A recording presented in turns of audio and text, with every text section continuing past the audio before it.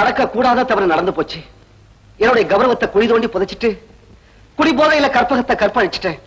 அதுக்கப்புறம் தான் நான் செஞ்ச பாவமே எனக்கு புரிஞ்சுது. ஐயோ, ஒரு அப்பாவி பொண்ணை நாம கெடுத்துட்டுமே நினைச்சு துடிச்ச அழுத. அந்த பொண்ணோட காலை பிடிச்சு கதறி மன்னிப்பும் கேட்டேன். அதுக்கு பரிகாரமா தான் அந்த பொண்ணையே கல்யாணம் பண்ணிக்கலாம் நினைச்சேன். ஆனா என்னுடைய குடும்ப கௌரவம் என் எண்ணத்துக்கு குறுக்கே நின்றுச்சு. அதனால இந்த உண்மையை ஊருக்கு தெரியாம மறைச்சிட்டேன். ஆனா சகலத்துக்கும் சாட்சியான சமயபுரத்து மாரியம்மா அதே ராத்திரியில் நடந்த ஒரு கொலைப்பையை என் மேல சுமத்தி ஏவாயாலேயே அந்த உண்மையை ஒத்துக்க வச்சுட்டான். ஐயா, நான் செஞ்ச பாவத்துக்கு என்ன தண்டனை வேணாலும் கொடுங்க. ஆனா என்ன கொலைகாரன் மட்டும் சொல்லாதீங்க ஐயா. தயவு செஞ்சு என்ன கொலைகாரன் மட்டும் சொல்லாதீங்க. நீங்க கொலை செய்யலனா வேற யார் அந்த ஐயனார கொண்டு இருக்க முடியும்?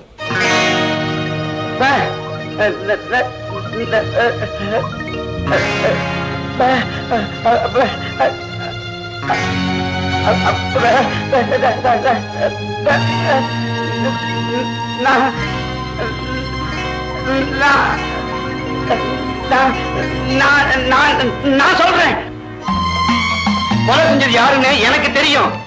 ஆமாங்க, எனக்கு தெரியும். என் கூட வாங்க, நான் காட்டுறேன் ஐயா. வாங்க ஐயா. நீ ஊமையாச்சே, உனக்கு எப்படி பேச்சு வந்துச்சு? முதல்ல கொலை செஞ்சது யாருங்கிறத நான் காட்டுறேன். வாங்க ஐயா, வாங்க ஐயா.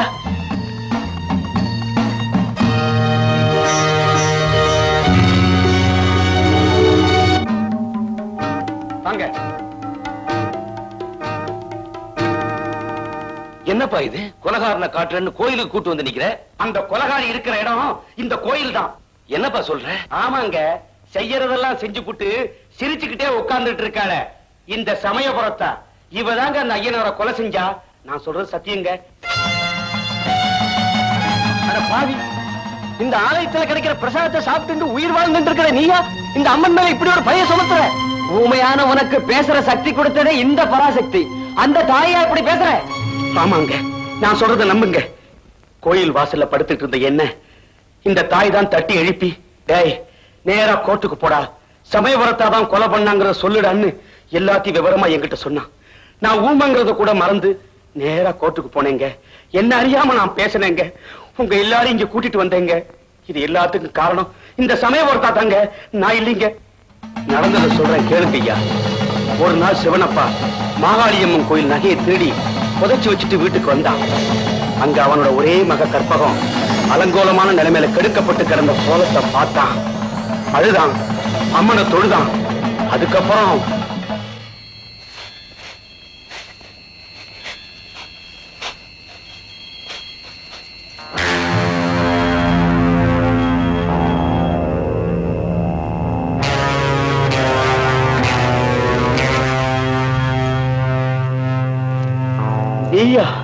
நானேதான் நான் கொள்ளையடிக்க திட்டம் போட்டிருந்த கோவில் நகைய வேற எவனோ அபேஸ் பண்ணிட்டான்னு தெரிஞ்சு ராத்திரி முழுக்க சுத்திட்டு இருந்தேன். நல்ல வேலை கண்டுபிடிச்சிட்டேன். ஐயனாரு வேண்டாப்பா, கோயில் நகையை திருடுறது கொலபாதகத்துக்கு சமம். இத நான் தொட்ட பாவம் தான் என் மக கெட்டு போறதுக்கு காரணமாயிடுச்சு. தயவு செஞ்சு வழிவிடு. மறுபடியும் இதை கொண்டு போய் நான் கோயிலையே சேர்த்துடுறேன். பண்ண பாவத்துக்கு பரிகாரம் தேட போறியா? பரவாயில்ல, என்கிட்டயே கூட மொத்த பாவத்தையும் முழுசா நானே ஏத்துக்கிறேன். வேண்டாப்பா, வேண்டாம், சொல்றத கேளு ஐயனாரு. வேண்டாப்பா, வேண்டாம், வேண்டாம்,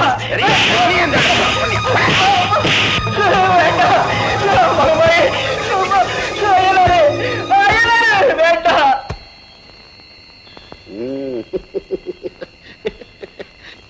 நில்லு.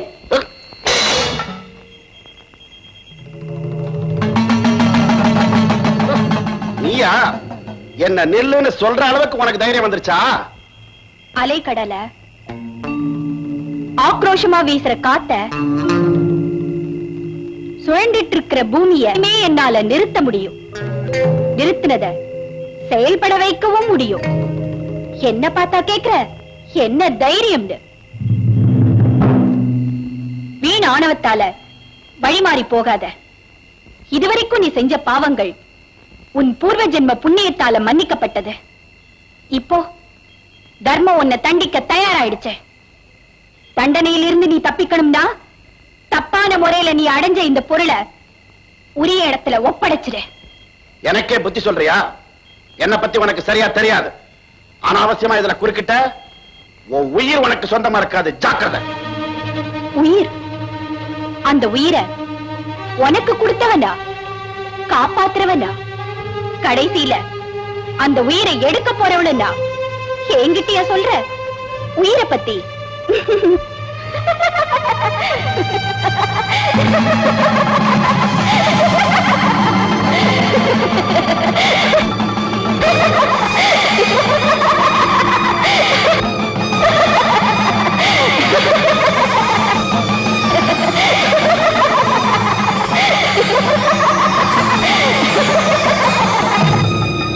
இப்பவாவது புரிஞ்சுக்கிட்டியா நான் யாருன்னு?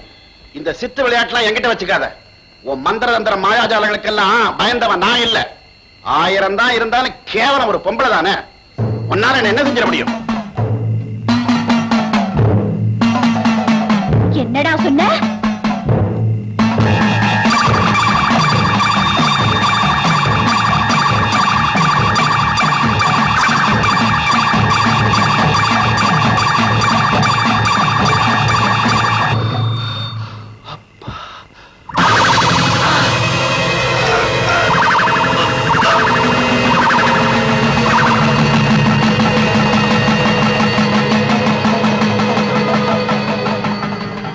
இப்படித்தாங்க அந்த ஐயனார் கொலை செய்யப்பட்டான். அந்த கொலைப்படி இந்த மணிவேலு மேல சுமத்தப்பட காரணம் இவன் ஒரு பொண்ணோட வாழ்க்கையை கெடுத்தான்.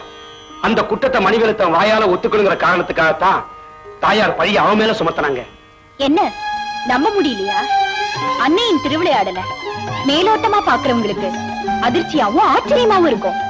ஆனா அதனால நிறைவேற்றப்பட்டது தர்மம், அழிக்கப்பட்டது அதர்மங்கிறது அன்னைய உணர்ந்தவங்களுக்கு மட்டும்தான் புரியும். பாவியான ஐயனார் அழிக்கப்பட்டா, பாதிக்கப்பட்ட கற்பகம் வாழ வைக்கப்பட்டா.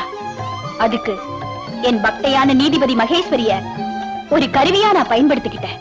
நீ பயன்படுத்திக்கிட்டியா? அப்படின்னா நீ நானா?